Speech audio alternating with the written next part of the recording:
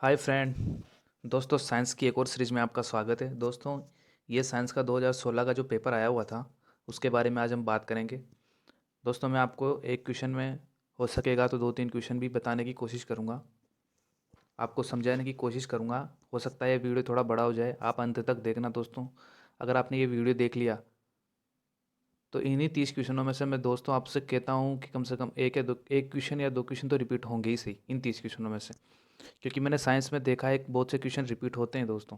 Science में हुए हैं, पिछली बार की अपेक्षा बहुत से क्वेश्चन रिपीट होते हैं इनमें। जो मैं सीरीज करवा रहा हूँ, जो वीडियो आपको करवा रहा हूँ मैं, सारी वीडियो आप देख लेना, आपको पता चल जाएगा। ये बहुत आपके लाभदायक होने वाली है। इन्हीं में से क्वेश्चन मिल जाएंगे आपको सारे के सारे 20 के 20। तो दोस्तों शुरू करते हैं। एक न्यूटन कितने डायन के तुल्य होता है? तो दोस्तों मैं आपको बता देता हूँ, जो ये मात्रक होते हैं न्यूटन और डायन, ये किसके होते हैं? पहली बात तो ये बल के मात्रक होते हैं, ये बल के मात्रक होते हैं। अब दोस्तों जो एसआई मात्रक होता है, पहली बात तो एसआई मात्रक होता है वो तो न्यूटन होता है, न्यूटन होता है। और जो सीजीएस होता है, ये मात्रक होता है डायन। ये बात नोट करने वाली है दोस्तों। न्यूटन और डायन किसके मात्रक होते हैं? बल के मात्रक होते हैं। और एक बात और बता दूं मैं, जो बल होता है, बल दोस्तों सदिश राशि होती है। इसी में कम से कम 5 6 क्वेश्चन हो गए दोस्तों। ये आप नोट कर लेना। बल सदिश राशि होती है। सदिश राशियाँ वो होती है जिनकी दिशा निश्चित दिशा होती है, और अदिश वो होती है जिनकी कोई दिशा नहीं होती है।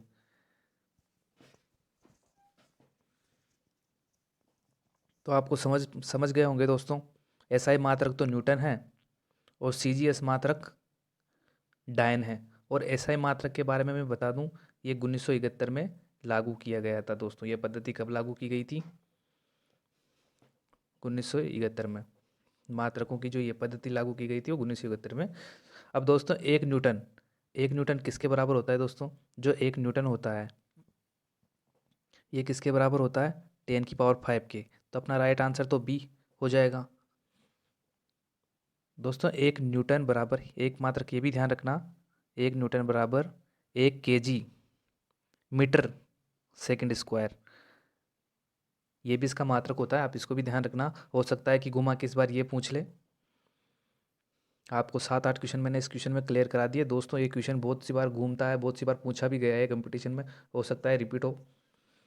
शुरू दूसरा क्वेश्चन, निम्न में से कौन सी ऊष्मा संचरण की विधि आवश्यक रूप से माध्यम की आवश्यकता नहीं होती? दोस्तों माध्यम की आवश्यकता किस में नहीं होती? तो विकिरण होती है।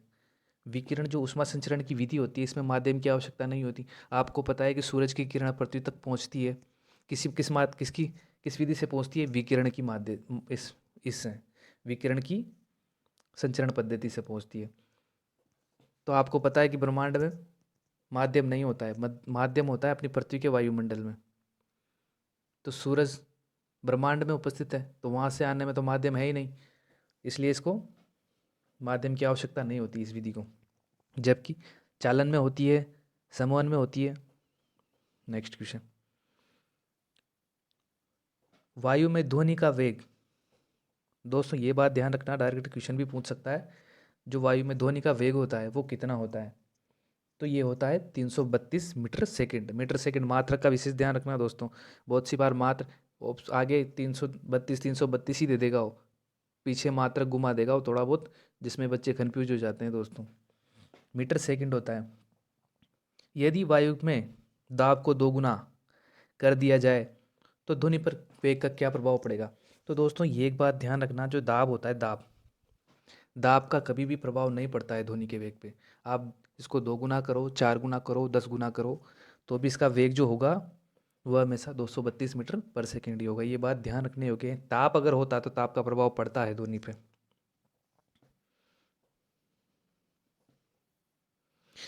पृथ्वी के पृष्ठ से प्लायन वेग का मान। दोस्तों प्लायन वेग वो वेग होता है, ये पृथ्वी है, अगर यहाँ कोई व्यक्ति खड़ा है और ये अपना वायुमंडल है, तो अगर यहाँ से कोई पत्थर फेंकता हूँ, मैं इसको किस स्पीड से फेंकूँ कि ये वायुमंडल के बाहर निकल जाए? ये जिस स्पीड से बाहर निकलेगा वही प्लान वेग होता है दोस्तों। अपने वायुमंडल से बाहर निकल अगर कोई वस्तु निकल, रॉकेट होता है, रॉकेट किस प्लान वेग, उसका वेग जो होता है ना, वो प्लान वेग होता है उससे अधिक ही होता है। इस वजह से ही वो अपने बाहर जाता है। अब अगर अपन कोई पत्थर फेंकते हैं तो वो वापस पृथ्वी पे आ जाता है। वो क्यों आता है? क्योंकि अपना उतनी स्पीड से नहीं फेंक पाते। स्पीड कितनी होती है दोस्तों? 11.2 किलोमीटर प्रति सेकंड। ये बात ध्यान रखना। आंख बंद करके अगर खोलोगे तो वो कम से कम 12 से 13 किलोमीटर दूर निकल जाएगी वो वस्तु। इतनी स्पीड होनी चाहिए। इस प्रकार तभी तो रॉकेट जो होता है, रॉकेट पे ये एक्स्ट्रा वो इंजन लगाए जाते हैं ताकि वो उसको ज़्यादा वेग दे। वो इतनी स्पीड से चलता है कि अगर आंख बंद करोगे तो पता ही नहीं चलेगा कहाँ गया। ध्यान रखने वाली बात है। ये क्वेश्चन कम से कम हर बार कितने ही कंपटीशनों में कितनी ही बार रिपीट हुआ है दोस्तों। बहुत सिंपल क्वेश्चन है, आप इसको डायरेक्ट याद रखना। प्लान वेग को मैंने समझा ही दिया। प्राकृतिक रेशे, ये आप जानते ही हो प्राकृतिक रेशे कौन से होते हैं। कपास, ऊन, सिल्क, ये सब प्राकृतिक रेशे होते हैं। जबकि लाइलॉन वगैरह जो होती है, पॉलिस्टर वगैरह, ये किस प्रकार के होते हैं? कृत्रिम। पोलैंड सीमेंट में CaO और SiO2 का संघटन प्रतिशत होता है। दोस्तों इसका राइट आंसर कौन सा हो जाएगा? ये आपको ध्यान रखने पड़ेंगे दोस्तों। इनके जो संगठन होते हैं ना, ये संगठन वाला बहुत सी बार पूछे जाते हैं ये कंपटीशन में। कभी कभी किसी मिश्रित धातु की संगठन पूछ लेगा कि इसमें सिलिक कॉपर की मात्रा कितनी प्रतिशत होती है, जिंक की मात्रा कितनी प्रतिशत होती है। तो ये संगठन वाला आपको डायरेक्ट ये रटना पड़ेगा दोस्तों। तो इसका राइट आंसर हो जाएगा 60 से 48%। 68% तो ये कितना होता है? CaO होता है। और 17 से 24% SiO2 इसके अंदर होता है। दोस्तों ये किसका सूत्र है, ये जरूर आप मुझे कमेंट करके बताना। CaO ये किसका सूत्र होता है? अगर आपने बता दिया तो आपको पता चल जाएगा कि आपकी तैयारी कैसी है। मैं बताऊंगा नहीं, मुझे पता है इसका सूत्र क्या है और इसको कहते क्या है। आप कमेंट करके ज़रूर बताना। आपको आपकी तैयारी का पता होना चाहिए। अगर आप ये नहीं बता सकते ना दोस्तों, तो समझ लेना कि आपके 1-2 क्वेश्चन तो वैसे ही खत्म हो जाएंगे। क्योंकि इससे क्वेश्चन बनते हैं बहुत सी बार। बुझा हुआ चूना, चूने का पानी, इस प्रकार के कई क्वेश्चन आते हैं कंपटीशन में। तो आप बताना इसको कहते क्या हैं। ये क्वेश्चन भी इंपॉर्टेंट है, बहुत सिंपल है। आप इसको ऐसे ही कर लोगे, पर इसमें से रिपीट होने की संभावना है दोस्तों। किसी भी प्रकार से घुमा के पूछ सकता है इसको। वेब ब्राउज़र उदाहरण है तो मोजिला, ओपेरा, ये ओपेरा मिनी पहले चलता था, अभी भी चलता है ये। नेटस्केप, नेटस्केप ये नेविगेटर है और ये अलग है। इंटरनेट एक्सप्लोरर, मोजिला फायरफॉक्स, इस प्रकार के होते हैं। क्रोम ब्राउज़र वगैरह आपको ध्यान रखना है। ये क्या होते हैं? ब्राउज़र होते हैं दोस्तों। और सर्च इंजन अलग चीज़ होती है। सर्च इंजन गूगल, याहू, ये सर्च इंजन के उदाहरण हैं। ये भी ध्यान रखने योग्य बात है। क्षुद्र ग्रह निम्न में से निम्न की कक्षाओं के बीच में पाए जाते हैं। जो क्षुद्र ग्रह होते हैं दोस्तों, ये जो मंगल होता है, मंगल की इधर पृथ्वी होती है, और ये जो बृहस्पति होता है, इनके बीच में एक इस प्रकार से जो पत्थर के टुकड़े होते हैं वो घूमते रहते हैं, चक्कर लगाते रहते हैं। उनको अपन क्या कहते हैं? क्षुद्र ग्रह कहते हैं। ये किनके किनके मध्य पाए जाते हैं? और जो यही पत्थर जब पृथ्वी पर आकर गिरते हैं दोस्तों, तो इनको उल्का पिंड कहते हैं अपन। उल्का पिंड जो होते हैं ना, यही होते हैं वो क्षुद्र ग्रह। ये मंगल के गुरुत्वाकर्षण की वजह से इधर आकर्षित हो जाते हैं, और जब मंगल इधर खिसक जाता है तो ये मंगल तो इधर चला जाएगा, और ये इसके आकर्षण के बाहर ये सीधे निकल जाएंगे और इससे टकरा जाएंगे। ये घटनाएं आए दिन होती रहती है, पृथ्वी पे चलते रहते हैं छोटे मोटे उल्कापिंड तो। क्योंकि जो अपना वायुमंडल होता है ना दोस्तों, ये वायुमंडल, जब भी कोई उल्कापिंड आता है तो ये इसमें जाते ही जल जाता है दोस्तों। और ये जल के आज छोटे मोटे तो भस्म हो जाते हैं, और कुछ आके पृथ्वी पे गिर जाते हैं, छोटे मोटे टुकड़े गिर जाते हैं। कभी अगर बड़ा गिरा दोस्तों, माना जाता है कि जो डायनासोर थे, उनकी प्रजाति ये उल्कापिंड के गिरने से ही खत्म हुई थी। नेक्स्ट क्वेश्चन की बात करते हैं। निम्न में से दोस्तों, निम्न के लिए सोनार सोनार और राडार, ये दो अलग अलग चीज़ें होती हैं दोस्तों। क्या होती है इनके बारे में बात करते हैं अपन।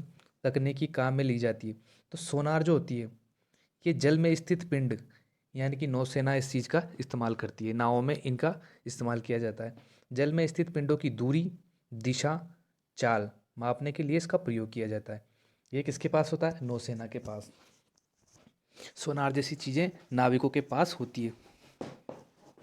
जो जहाज वगैरह होते हैं बड़े बड़े, उनमें भी ये चीज़ें होती है, कहीं टकरा नहीं जाए, ज़मीन में कोई चट्टान नहीं आ जाए, इस चक्कर में इनके अंदर ये चीज़ें होती है।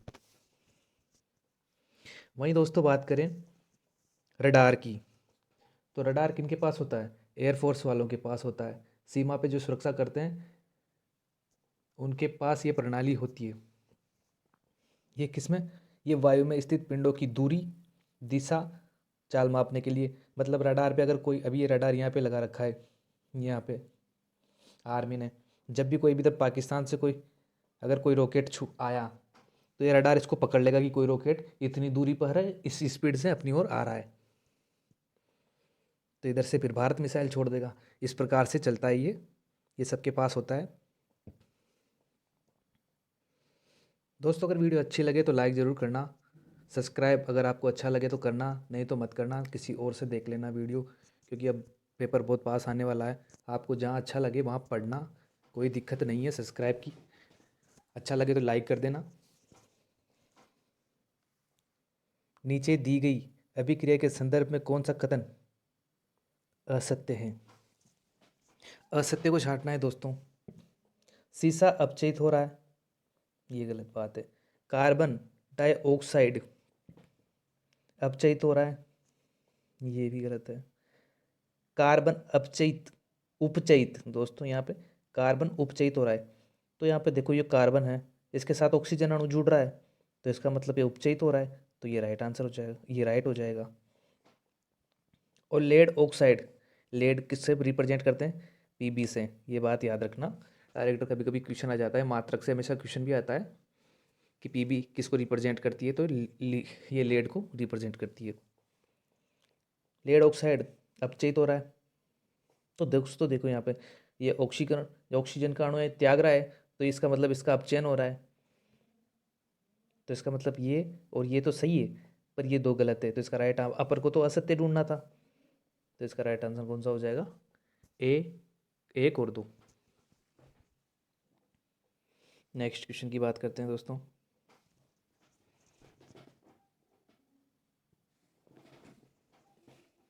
निम्नलिखित रासायनिक अभिक्रिया के उत्पाद लिखिए।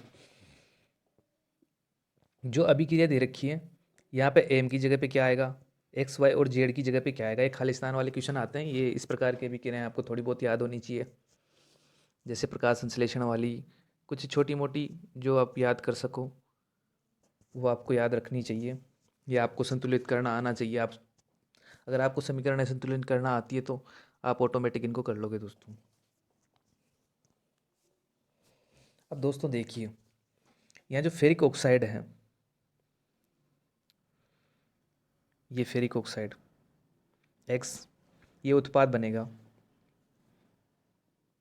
सल्फर डाइऑक्साइड SO2, ये बाहर निकलेगी,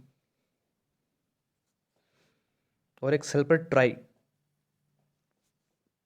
ऑक्साइड भी हमें प्राप्त होगा,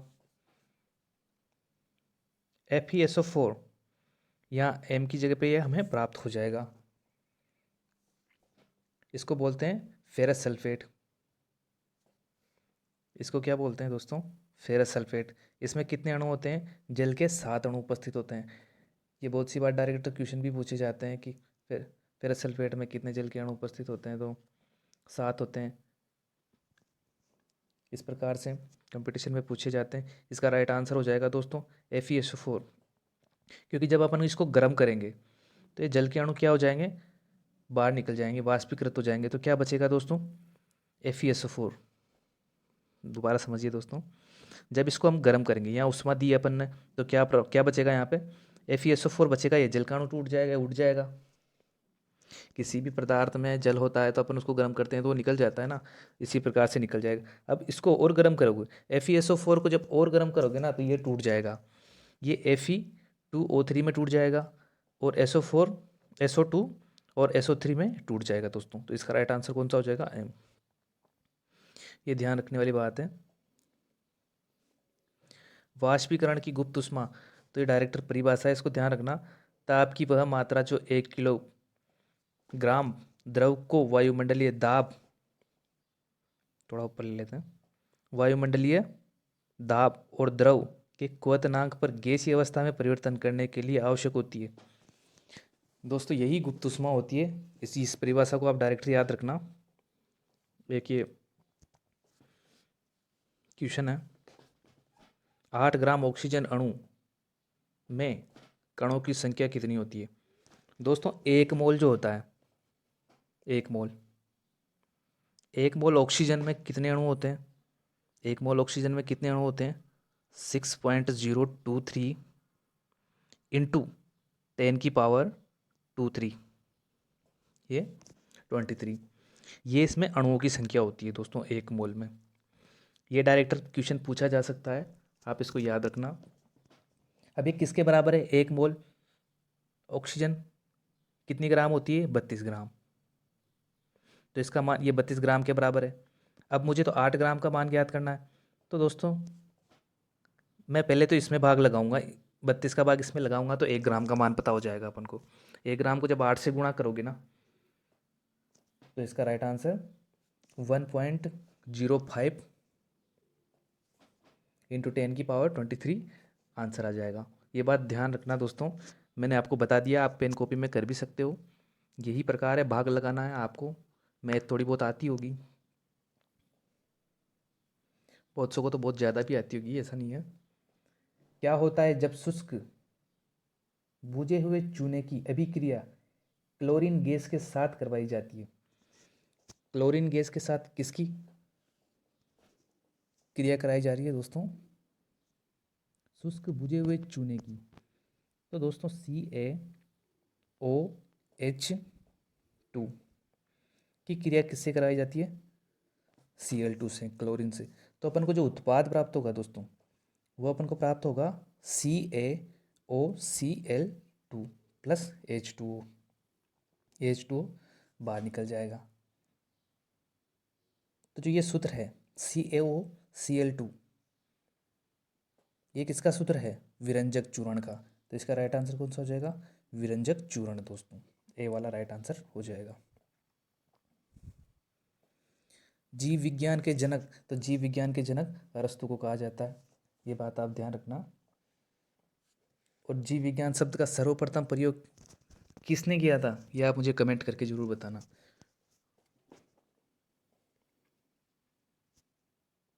निम्न में से कौन सी क्रिया कार्य सूचक क्रिया है? ये उसके शिक्षण विधियों के क्वेश्चन है। तो जो रेखा खींचना होता है, रेखांकित करना, ये एक कार्य सूचक क्रिया होती है दोस्तों। देखना, सुनना, जानना, ये कोई कार्य सूचक क्रिया नहीं होती है। हमारी ज्ञान अनुभूतियों की अस्त व्यस्त विभिन्नताओं को एक तर्कपूर्ण एवं विचार प्रणाली निर्मित करने के प्रयास को विज्ञान कहते हैं। ये बात कही थी अल्बर्ट आइंस्टीन ने। ये बात डायरेक्ट ध्यान रखनी है, परिभाषा है, इनको कोई समझाने वाली बात नहीं है। कौन सी बाल केंद्रित विधि है? तो बाल केंद्रित समस्या समाधान विधि बाल केंद्रित है, क्योंकि प्रयोगशाला विधि में भी शिक्षक की आवश्यकता भी होती है, क्योंकि बच्चों को अगर दे दिया जाए तो पता चले कि दूसरे दिन ले भी नहीं मिली वहाँ पे। शिक्षण उद्देश्य का वर्गीकरण किसने किया? तो BS ब्लूम ने किया था। ये बहुत सिंपल क्वेश्चन है, आता रहता है कंपटीशन में, ये रिपीट होते रहते हैं। साक्य अभिक्रमित, साक्य अभिक्रमित अनुदेशन के जनक, तो साक्य के तो आपको पता है नॉर्मन एड क्राउडर है, और रेखीय अभिक्रमित अनुदेशन के BF स्किनर है।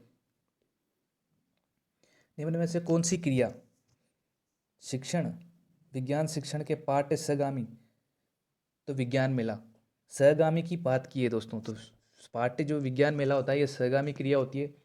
बाकी श्याम पट, पाठ्य पुस्तक, श्रव्य दृश्य सामग्री, ये क्या होती है? ये होती है सहायक सामग्रियाँ। निम्न में से कौन सी श्रव्य सामग्री है? श्रव्य जैसे सिर्फ अपन सुनते हैं, तो ये कौन कौन होती है? रेडियो होती है और एक ग्रामोफोन होती है। तो इसका राइट आंसर कौन सा हो जाएगा? ग्रामोफोन। मूल्यांकन का मुख्य उद्देश्य अधिगमकर्ता की उपलब्धि जानना एवं सुधार लाना। ये इसका मुख्य उद्देश्य। दोस्तों समझाने वाली बात कुछ भी नहीं है इनमें, ये आपको याद रखने पड़ेंगे, थोड़ा पढ़ना पड़ेगा शिक्षण विधियों को। उपचारात्मक शिक्षण किसका अंतिम चरण है? तो निदानात्मक शिक्षण का चरण है, क्योंकि पहले अपन निदानात्मक शिक्षण करते हैं। निदानात्मक शिक्षण द्वारा हम ये जानते हैं कि बच्चे ने क्या सीखा, क्या किया, क्या ज़रूरत है अपन को उसमें इम्प्रूवमेंट करने की।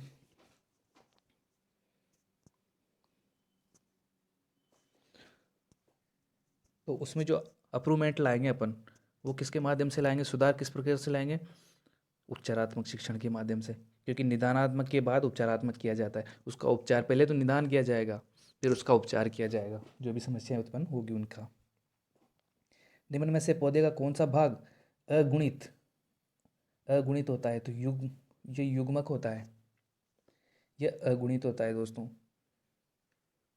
अब ये क्यों होता है, इसको बहुत डिटेल में पढ़ना पड़ेगा। निम्नलिखित जीवाणुओं में से मानव जाति के लिए लाभकारी तो कौन सा जीवाणु? तो दोस्तों ये स्ट्रेप्टोकोकस है। ये जीवाणु मानव जाति के लिए लाभदायक है, क्योंकि यहाँ जीवाणु की बात की है, तो जीवाणु में तो स्ट्रेप्टोकोकस आ जाएगा। ये साल्मोनेला होता है, जो जल प्रदूषण उत्पन्न करता है, विषाक्तता उत्पन्न कर देता है। जीवाणु खाद्य विषाक्तता होती है ना, ये उत्पन्न इसमें ये कर देता है। और जो पेनिसिलिन होती है, पेनिसिलियम, ये होता है कवक। दोस्तों ये जीवाणु नहीं होता, ये लाभदायक होता ज़रूर है। ये क्वेश्चन कितनी बार आता है इसका, पेनिसिलियम का, घूम घूम के। ये बहुत इंपॉर्टेंट है, ये याद रखने योग्य। ये एक कवक है दोस्तों, फंगी जिसे बोलते हैं, ये कवक है। तो यहाँ पे जीवाणु की बात थी, इस वजह से ये वैसे ही डिलीट हो गया। जठर रस में होते हैं, तो जठर रस में पेप्सिन, लाइपेज और रेनिन पाए जाते हैं। निम्नलिखित में से पादपों के लिए कौन सा सूक्ष्म मात्रिक का मतलब होता है जिसकी मात्रा की आवश्यकता में कम होती है? तो ये मैग्नीज होते हैं। बाकी ये वृहद मात्रिक होते हैं, इनकी मात्रा अधिक होती है। इस वजह से अपन को खाद के रूप में इनको डालता रहना पड़ता है। खाद डालते हैं ना फसल में, सल्फर नहीं डालते क्या, फास्फोरस, ये खाद होते हैं ना, यूरिया, वो डाले जाते हैं क्योंकि इनकी आवश्यकता ज़्यादा होती है। मैग्नीज की आवश्यकता सूक्ष्म मात्रिक कम होती है। ये विकास के लिए, पौधे के विकास के लिए उत्तरदायी होता है।